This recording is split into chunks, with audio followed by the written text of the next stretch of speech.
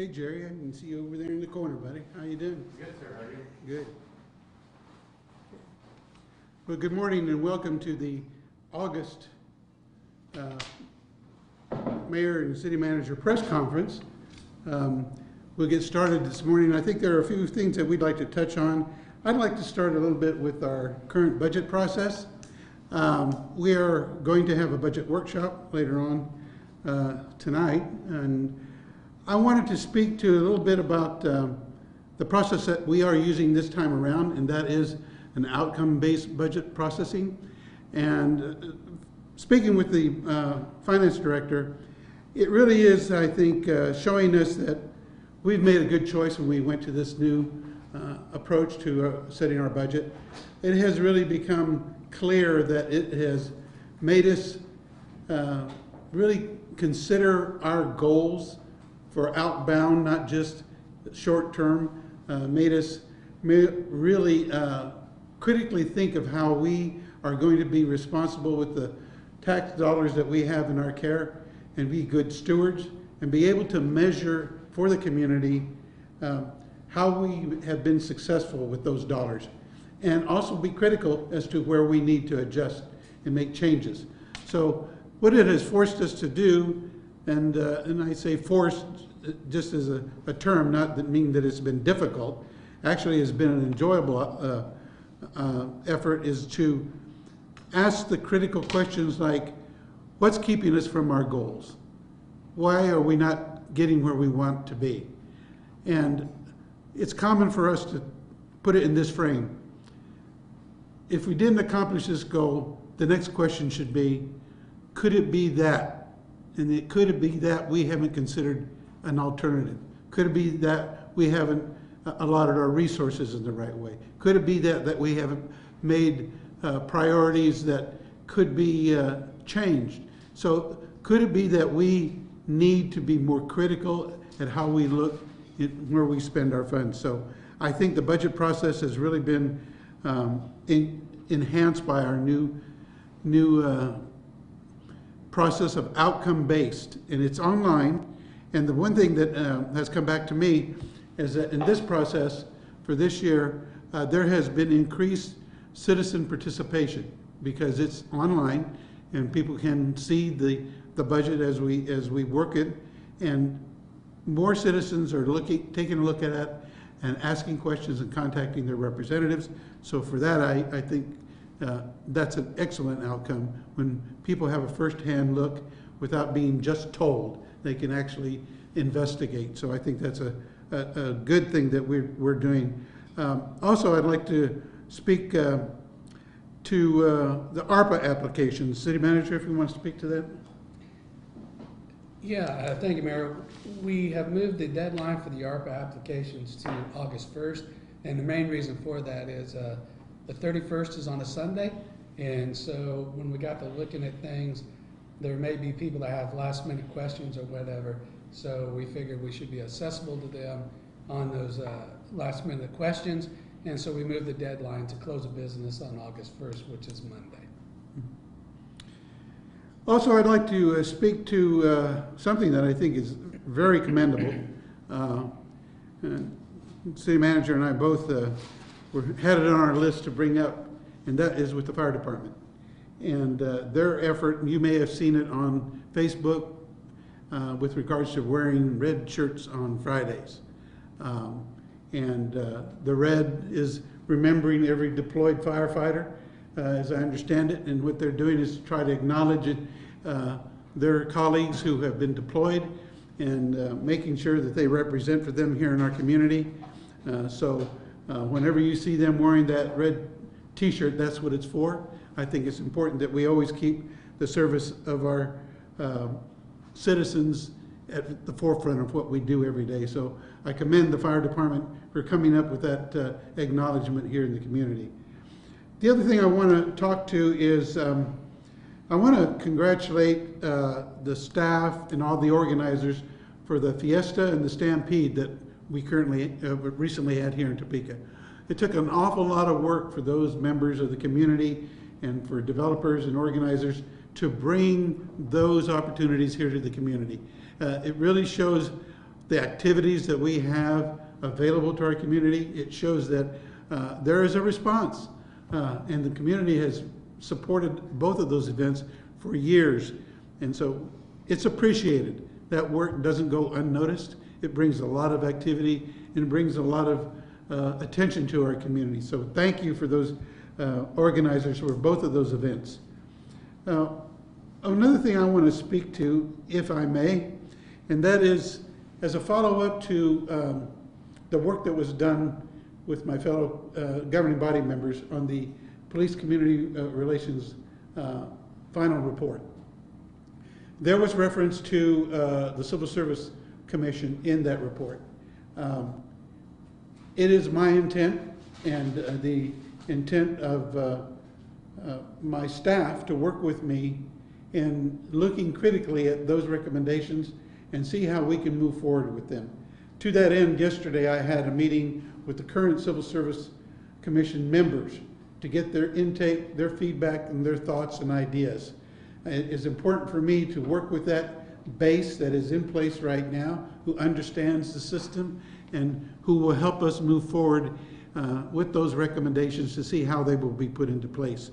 So I just want the public to know that, as I have said before, that conversation, that study, that interest is not dying, it's not walking away. It's a continuing conversation for this community, and I'm making sure that that's going to happen. I've already set up a standing committee meeting with those civil service commissioners to continue that dialogue. So I just want to assure people that this is something that I'm going to see through, and with the help of staff, we will put some very helpful steps into place to make the changes over time. So give us that opportunity to do that.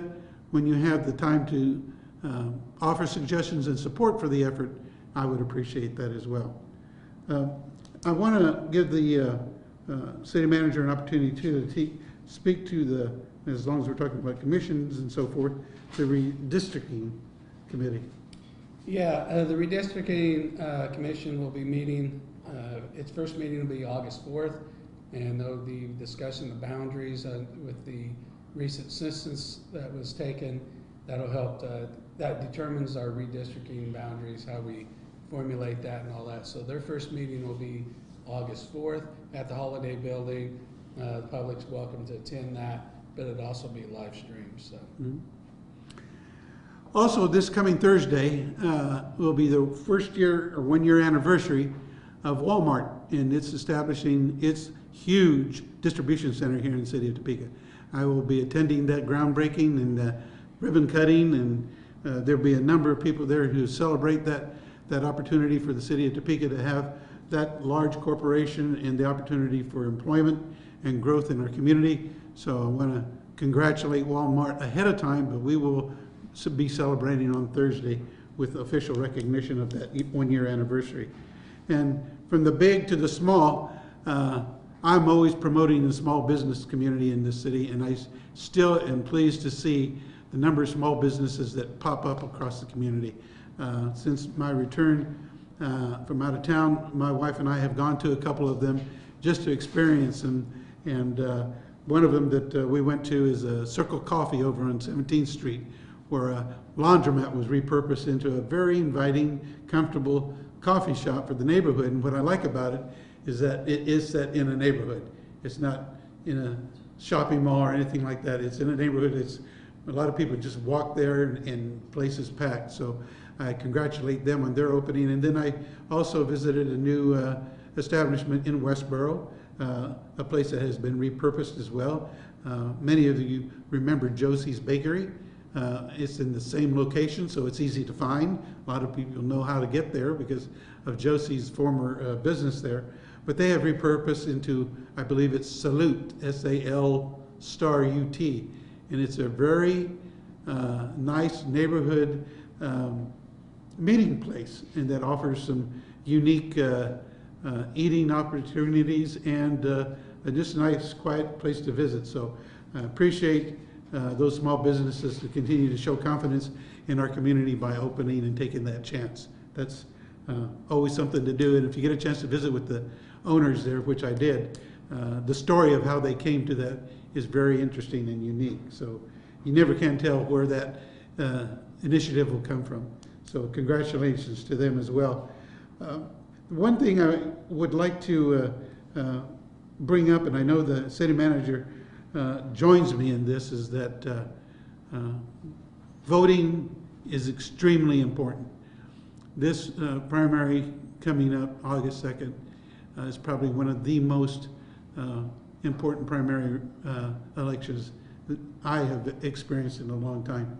There's a lot at stake. There's a lot of information out there. Make sure that you do your due diligence. Be critical with the information that you're receiving. Do fact finding where you can. Ask people who know the facts. Don't rely on just word of mouth or ads. Really give some serious thought. It is an important obligation that you have to this community and to the state, and don't treat it lightly. Give every thought you can to this upcoming election. I don't know if you want to speak to that as well, City Manager. All I got to say is voting is extremely important, and you know, we talked about our firefighters doing the military service and deploying. That's why we do this, so to give everybody the right to vote. You have that right. Please exercise that right. Thank you. The one thing I would ask the city manager to update us on is two things: White Lakes and the city manager process. So White Lakes, if you've been by there, you can see that it's almost completely down. They are now getting ready to start working on cleaning the basement part of it, the debris from that, and then working with mainline printing on putting up what used to be an interior wall now becomes an exterior wall, so you have to fabricate that and get that structurally sound, and so they're getting ready to start that process here very soon. So once we get that taken care of, and then we get some legal issues taken care of, then hopefully we'll be able to announce plans for what that facility will become. But it's exciting stuff going on South Topeka. City manager's process, the governing body was presented with all 40 applicants' names and their profiles last week. They went into an executive session for several hours. They have another executive session tonight after the budget meeting to continue that discussion on the city manager's process. And hopefully after tonight, we'll be able to get word that Pinnacle staffing will be able to start setting up the interview process, which is scheduled for August 30th. You know, you mentioned something in the development out there on South Topeka Boulevard, what could be in the offing. I don't want to forget to acknowledge as well, when you mentioned Mainline, and their acquisition of what was the former Gordman's building, and now they're reinvesting in the city of Topeka as well by moving some of their operation to that location, which I think will enhance, again, the efforts to bring back the boulevard and to enhance the business growth there. So that's a good thing to point out as well. The opportunity for us to visit about what we're going to do with our internal staff and how we're working to acknowledge the efforts and the work of all of our departments. I think that you have something that you wanted to speak to with regards to our utility staff.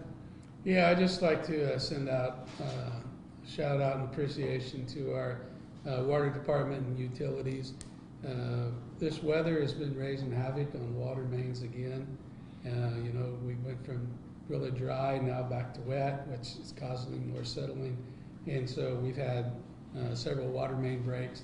And so the staff worked throughout the night, last night, attending to those water main breaks. And so I just want to say thank you to the staff for being out there and doing that hard work, and appreciate everything they're doing to keep the water flowing for the citizens of Topeka. I think those are the topics that we wanted to bring to your attention. Are there any questions that you'd like to ask?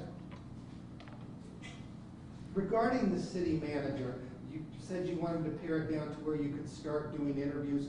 Roughly how many candidates do you want to have when you start doing the interviews?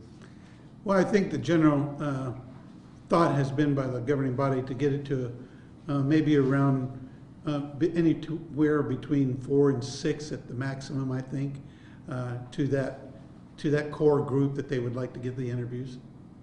And so the agenda for tonight's meeting said possible action. Is it possible that after you've done your executive session, you'll come back into session and direct staff to contact those specific candidates? I don't think that the intent is for us to make that decision this evening. It is to, again, look at those pared down applications to get to that even more finite number before we take that action to direct. But right now you're at 40 applicants? Yeah, I think that was the total, yeah, finally. And can you tell me 2 from Topeka and 6 from Kansas? I believe that's correct. There's 13 that have ties to Kansas. My understanding is 5 live in Kansas, and then we have a couple that are local candidates. Okay. What is the status of the whole Quincy viaduct construction right now? As far as the repairs, Yes. like I said, we stay in constant contact with KDOT, and they are continuing to remove the railing from it. They have noticed some spots over Topeka Boulevard and First Street that need attention as well. And so the hopes are within the next couple of weeks, they'll be able to put the railing up and secured fencing, and we'll be able to open up the streets that are currently closed. And then they'll be doing some attention. We won't do a total, it does not appear that they're going to do a total closure of Topeka Boulevard and First Street when they do those repairs over the viaduct, but we will keep the public posted when that stuff takes place. Mayor, I have a question regarding residency. Is your stance on the residency requirement the same as it was when you voted to keep that 3 years ago? Well, I don't want to give an advance vote notice, but I have taken a lot of other things into consideration. I know that my position, as I represented it previously, was a position that I felt strongly that my constituency supported, and I wanted to make sure that their voice was heard. And I think the discussion led to other voices that have given us a need to reconsider. So I'm open to that, and I feel confident that the constituency will be best served by the consideration of all options. Again, I don't want to pre-state any vote that I might make, but I can tell you that the consideration for constituency concern was my first position, and it remains that now, but constituency can change their mind as well. And so I hope that I'll be able to represent them in a positive way. Thanks. What about, for either of you, city employment? I think there was a comment a while back on finding difficulties getting people to come in working on like the street crews or things of that nature. Where are we at with that? Are there still needs for more people to come into the ranks of city employees, in any positions in particular that are most pronounced or needed right now? Well, the city of Topeka, we have several openings throughout different departments. Those include utilities, public works, which would be street department. And you know, a lot of people say, hey, we want our streets repaired, but we have to have crews, and so finding people to do that work is a priority. Municipal courts is a priority, and as always, you know, the police and fire are up there as well. So we have a lot of openings in the city of Topeka at different levels, different positions. And so if you're looking for a job, the city of Topeka, we have a lot of openings. You can go to the city website, go to human resources link, and then there's a top left-hand corner, it talks about link for current openings, and you can click on that and get those. So yeah, we have a lot of positions open. Our recruiting efforts are increasing. And so every other Tuesday, we have employee orientation, and so we did that yesterday, and we had several police officers and some contracts and procurements, had somebody in there as well. So those recruiting efforts continue, and we're enhancing those and being more active. And so when we talk about, some of the professional type services, engineers, plannings, and attorneys, those are, ones that we're working on, and being competitive in the open job market is one of those things that we're working on as well. I think everybody's aware of that, and we're working with them very closely on that and how we move forward.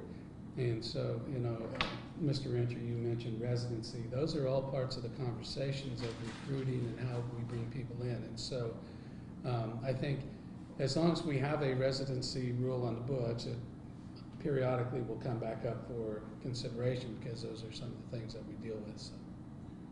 A quick follow-up, we see the rise in the COVID cases. Is that on the radar for the city? If so, where do we stand on that at this point? Still we're just seeing this increasing numbers, I think. Yeah, for us, fortunately, with city staff, we've not noticed a large increase in COVID positive cases. We still stay in contact with the health department and emergency management and stay abreast of all those things. And so we monitor, keep on top of those type of things. But fortunately, we've not been hit real hard with an influx of COVID positive individuals. As we know, COVID is one of those things that we've been dealing with for several years. And so now it's really, how do we deal with it, how we manage it, and continue to move forward with having minimal impacts on city operations. So right now we're fortunate that we don't have a lot of COVID positive cases. Mayor, what can you tell us about your recent trip up to New York, by the way? I wasn't even going to bring that up. I hope it was okay that I did. No, that's fine, that's fine. Before I answer that, though, if I could, speaking to our recruitment and our vacancies that we have, again, I remember, and it still is, I think, a feeling that if you work for the city of Topeka, you're working for a good employer. I know it's something to be proud of. Not everybody gets to be hired by the city of Topeka. But we're doing more, I think, to pay attention, not just to the pay and the benefits, but that we express our real honest gratitude for the work that's done by our employees. I think that's an environment that we need to really look at and focus on, that appreciation, and you heard it this morning, for the work that's being done by our city employees. It has to be a welcoming environment, an environment that you can grow in, an environment that you can see yourself in long term. And residency is one thing. I think equity and inclusion is another, something that I have stressed for quite some time, that if people really feel that they are a part of and not just standing outside and doing a job that isn't looked at as valued, I think that makes it difficult for us to recruit. But that's not the case. Everybody that works for the city employee is essential for providing the services of our community. So I want to say that, because when you're looking at a job description, there's a lot more to it than working for the city of Topeka. So I try to encourage as many people to give us a real opportunity to show them what we can be as an employer. Back to the opportunity that I had with Bloomberg Harvard in New York City. That came to me as part of being elected as a new mayor. I was invited to go to the Harvard Kennedy Leadership School in Boston. I went there with about 40 other mayors. From there, I was re-invited to attend this leadership initiative training in New York City, again hosted by Bloomberg Harvard Philanthropies. And there were 40 mayors from across the world, not just across the country. We had people from Glasgow, Africa, the Ukraine, Finland. It just went on and on. And then I sat next to a guy who was the mayor of Cincinnati, and I had lunch with the mayor of San Diego and visited with people from all over, and listened to their situations as compared to Topeka. They're different, but very much alike in many ways. And the opportunity to sit and visit with that body of mayors who are recognized as very important to the success of their states and communities, because the mayors are recognized as that first link to government in their community. That link that you can reach out to, that you can talk to, that you can visit with. They're not at arm's length like sometimes the state and federal can be. So it gives you an encouragement that the job that you're doing is important to your community, and it makes us become more critical in our thinking and how we deliver our message. And the message has to be from the heart, from myself as the mayor, but it also has to be a message that includes everyone. It's us in Topeka. It's not me in Topeka. It's us in Topeka. And that's what I think the overall message that they ingrain in our presentations and training. And I'm grateful that we still have a very good connection there, because I'm going to have 2 of senior staff that will be attending as a follow-up.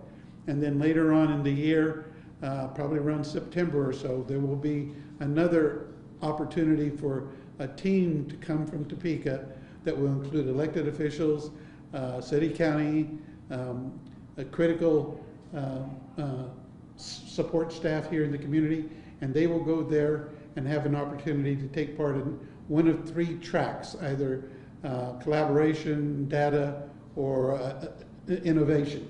And after that conversations, that group will decide which track they will attend, and they will get not the silver bullet answers that some people think, oh, you're going to go there and they're going to give you all the right answers for the issues that you have. That just doesn't exist. And they make that quite clear, but they help you think along those lines to bring in everyone that you hope will be supportive of the overall goals of the city and your community. So for me, it was very enriching, and it was also reaffirming that the grass isn't always greener on the other side. There are a lot of other places that don't have the infrastructure that we have already in place, like our Greater Topeka Partnership. A lot of people were scratching their heads going, what is that? How'd you bring it together? How does it function in concert with the governing body? So we have been doing a pretty good job, but I think we can do better. And that was what the opportunity presented to all of us who attended there, that we can always do better. We just need to think differently sometimes. Okay. Nothing else? Well, thank you for coming. I appreciate it very much. Thank you. Mhm.